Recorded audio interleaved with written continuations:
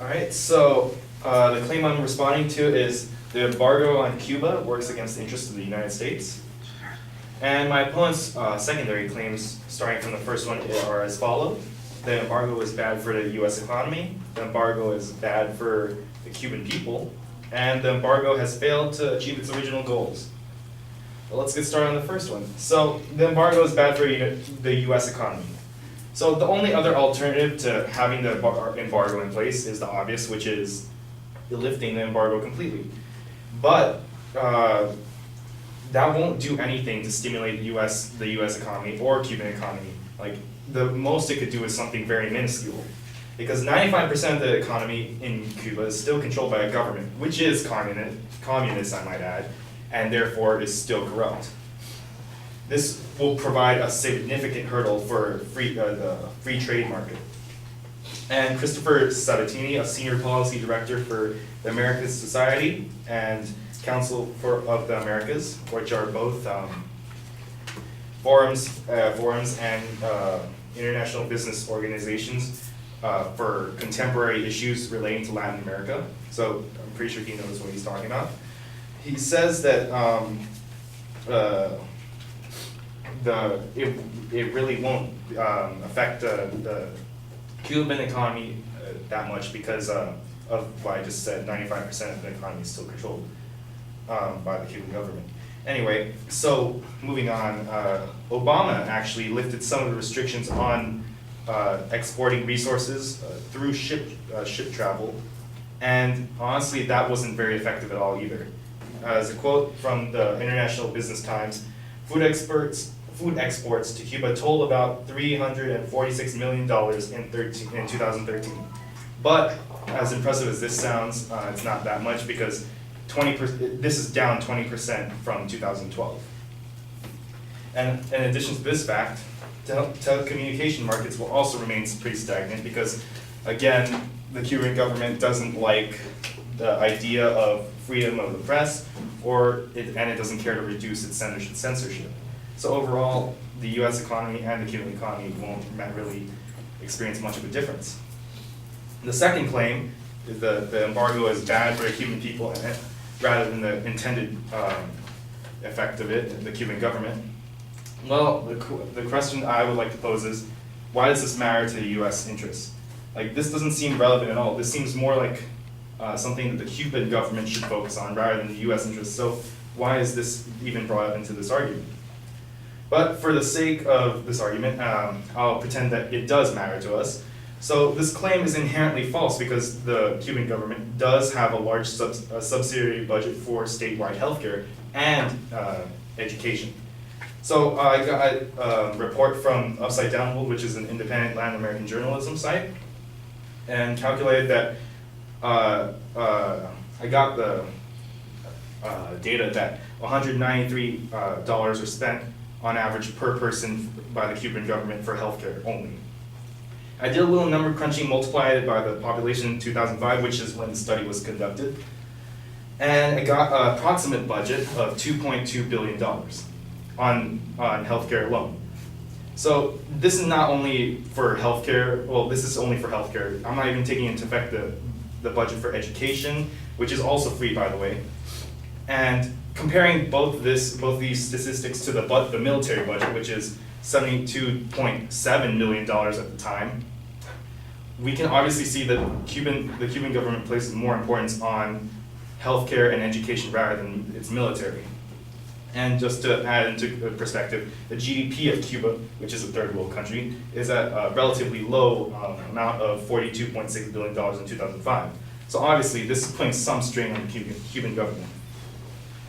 And my third and final point that I'm responding to is that the Cuban embargo has failed to achieve its original goal.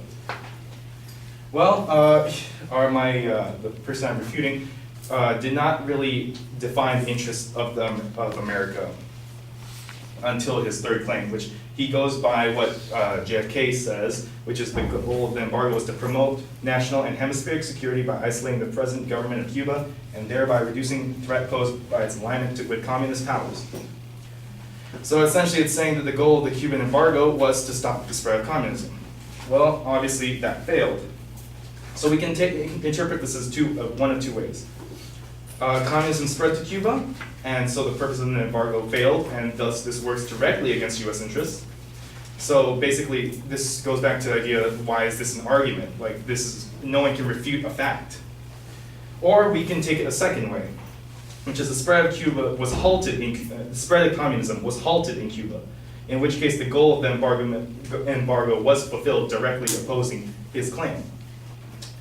In addition to this, the support that Jared used for his claim that the embargo failed to achieve its original goal actually works against him in this part.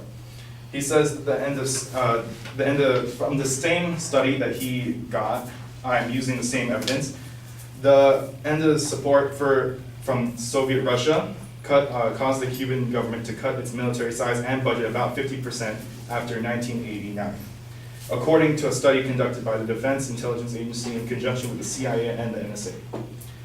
The fact that the Cuban military was decimated due to lack of funding, a lack of trade with America, and financial backing from the Soviets is a testament to the fact that the embargo effectively stopped the spread of communism, which is directly contrasting his point.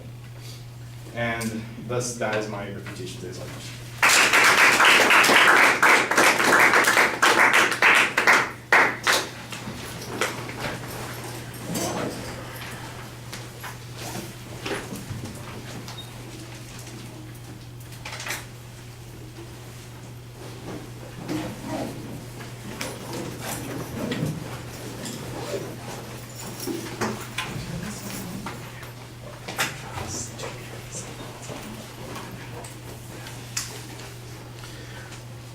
All right, it does feel a little bit like we doubled up, huh?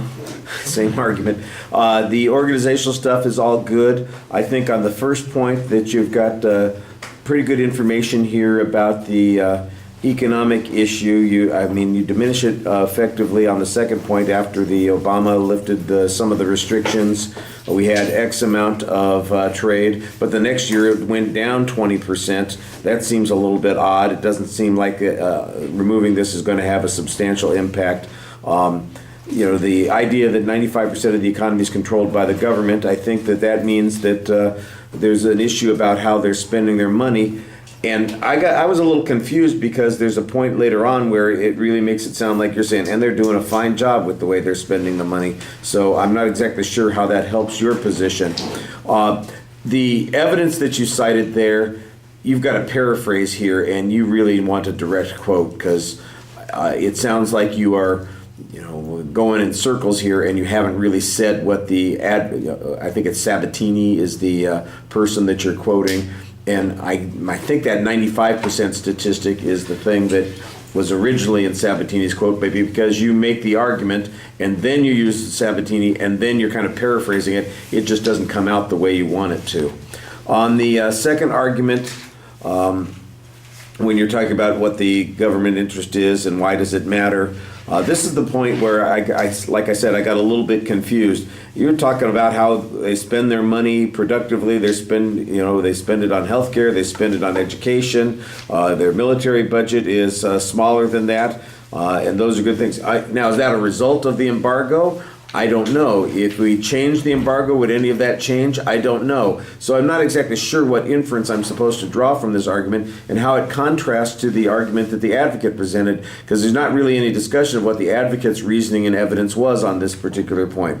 On the third point, you do suggest that there is a dispute over the goals, and you confront the advocate's goal by suggesting that they are in the very narrow range. The idea is that we've got to stop communism in Cuba, but that, as they say, that genie's out of the bottle there. The question then is, have we stopped the Cubans from being able to influence communism in other parts of the hemisphere? And you mostly say yes, but you're attributing that less to the embargo and more to Cuba's lack of funding from the Soviet Union anymore, when the Soviet Union basically collapsed and the Cubans got their supplemental military budget cut by 50%. I think what you need to do is apply a little bit more of the embargo effects on this point. But I think that it's relevant to the issue that you're talking about, suggesting that the advocate has a narrow view of what the goals are and that there is really a broader view that we should be looking at here, and then attribute it a little bit more to the embargo, like I said. Okay, thank you. Thank you all for your patience.